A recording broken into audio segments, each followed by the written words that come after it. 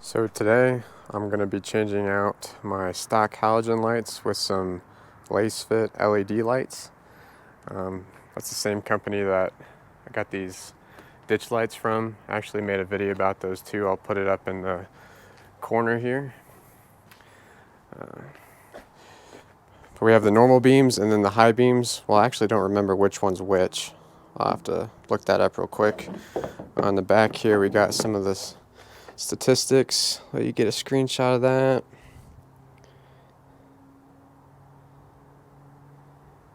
And then looks like it's some stickers and stuff in here.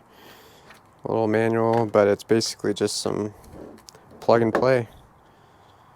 So we're going to install those real quick and see how they look. Alright, also, just in case you guys don't know how to install new light bulbs in this truck, it's really easy. Like right down there. So right here. And then right here. You just twist that off. And then the bulb will be inside. You just unclip it, pull it out, and then you put the new one on the same little switch, twist it in. And then the same thing over here. This one's a little more hidden. So it's behind. So you just pull this up. And then you can see them down in there. Those same little kind of bulbs that you twist out, the little caps, you take them out.